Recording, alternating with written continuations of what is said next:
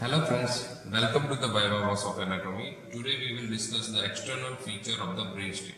Now the brainstem consists of a midbrain above, the pons in the middle and the medulla oblongata below. The brainstem superiorly it connect with a forebrain that is consist of a cerebrum, diencephalon through the midbrain. Inferiorly, the brainstem is continuous with the spinal cord through the medulla oblongata, and the posteriorly, the brainstem is connected with the cerebellum through superior, middle, and the inferior cerebellar peduncle. Now, out of the 12th cranial nerve, the 3 to 12 cranial nerve arises from the parts of the brainstem that we will discuss later on. Now, first we see the external feature of medulla oblongata, that is the lowermost part of a brainstem. Now, the medulla oblongata here we have isolated the brainstem. The medulla oblongata is the lower part of a brainstem. Above it is continuous with the pons and the posteriorly it is attached with the cerebellum through inferior cerebellar peduncle. Now the medulla oblongata is having the superior part and the narrow inferior part. First we discuss its anterior aspect. Now in the anterior aspect, in the midline it will present the anterior median fissure. Anterior median fissure. This anterior median fissure of the medulla is continuous below with the anterior median fissure of a spinal cord. Now in the upper end, the anterior median fissure at the junction with the lower border of the pons will end as a blind foramina or a small depressed area which is known as a foramina sicca. Now on the either side of the anterior median fissure there is a two longitudinal elevation which is known as a pyramid. Now this pyramid is produced by the underlying the pyramidal tract or a corticospinal tract. Now in the lower part you can see in the lower part across the anterior median fissure some fiber will cross to the opposite side. This is known as a decussation of a pyramidal fibers. Decussation of pyramidal fibers. Now lateral to the pyramid you can see this one more sulcus which is known as the anterolateral sulcus on the other side. This anterolateral sulcus continues below with the anterolateral sulcus of a spinal cord.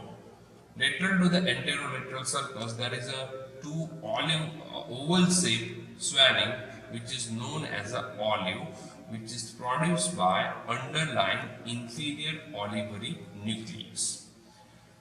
Now, one more thing, from the anterolateral sulcus between the pyramid and the olive arises the rootlets of a 12th cranial nerve, hypoglossal nerve. Now, just posterolateral to the olive, there is an inferior cerebellar peduncle through which the medulla is attached posteriorly with the cerebellum. Between the olive and the inferior cerebellar peduncle lies the posterolateral sulcus. Through this posterolateral sulcus arise the rootlets of the 9th glossopharyngeal, 10th vagus and the 11th spinal accessory nerve. This is the feature of the anterior aspect of the medulla. Now we see the feature of the posterior aspect of a medulla oblongata. Now in the posterior aspect, it is having the closed lower part and the open and the wide upper part. In the closed lower part, in the midline, it presents one sulcus which is known as a posterior median sulcus. On the either side of the posterior median sulcus, from medial to lateral side, it presents three elevation which is known as a fasciculus gracilis, fasciculus cuneatus and the inferior cerebellar peduncle. Now at the upper end of these three elevation lies the three tubercle respectively, which is known as a gracile tubercle, cuneate tubercle and the tuber ciliary, which is produced by underlying nucleus gracilis, nucleus cuneatus, and nucleus of a trigeminal nerve respectively. So this is a feature on the posterior part in the lower part of the medulla oblongata. Now the upper part.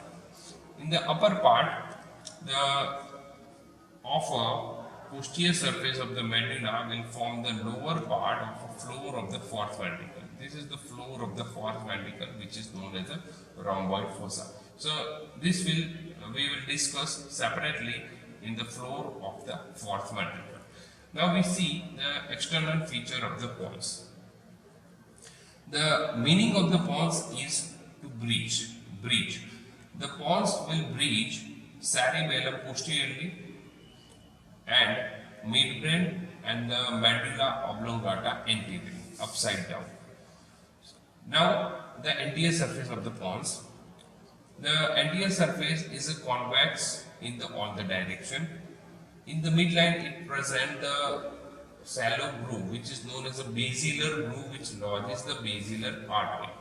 Now posteriorly on the either side, the pons is connected with the cerebellum through the middle cerebellar peduncle. Now at the junction of the middle cerebellar peduncle and the pons on the anterior aspect over here arises the fifth cranial nerve, the trigeminal. You can see the fibers of the trigeminal nerve, the fifth cranial nerve.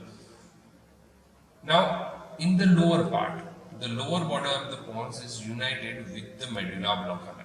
Now from the junction of a pons and the pyramid, from here arises the sixth cranial nerve, that is the abduction nerve.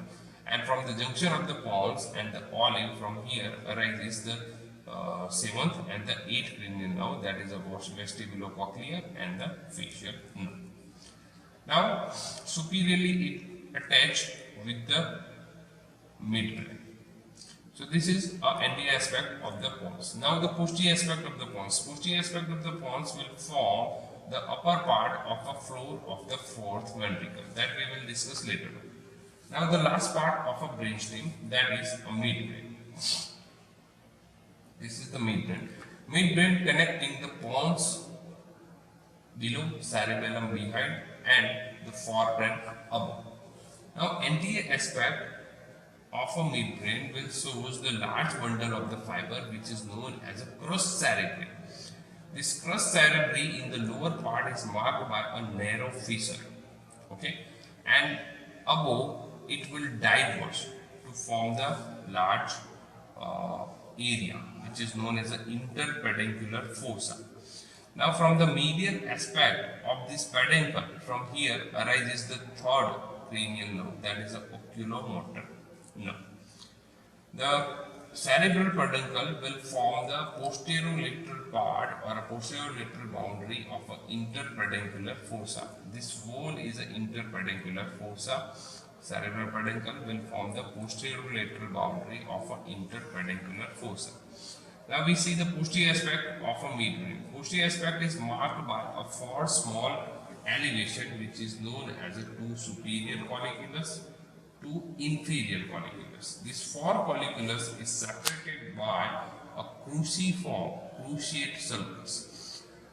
The vertical limb of the cruciate sulcus above will form the small triangular depression. In this depression lies the pineal gland or a pineal body.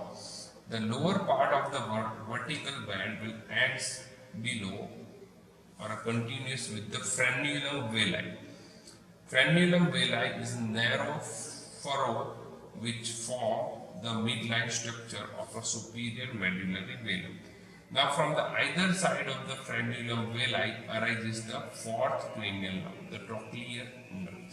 So it is the only cranial nerve, the fourth cranial nerve which arises from the dorsal aspect of the brain. Rest of the cranial nerve arises from the ventral aspect of the brain.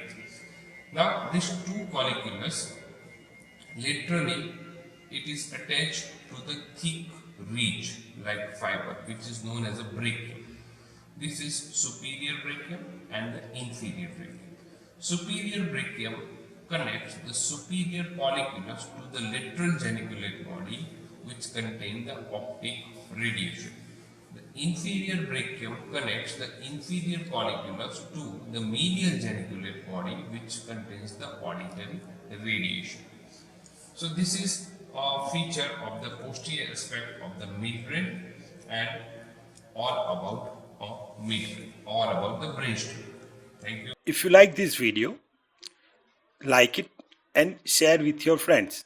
And to get the regular update on the anatomy videos, please subscribe to our channel and click on the bell icon.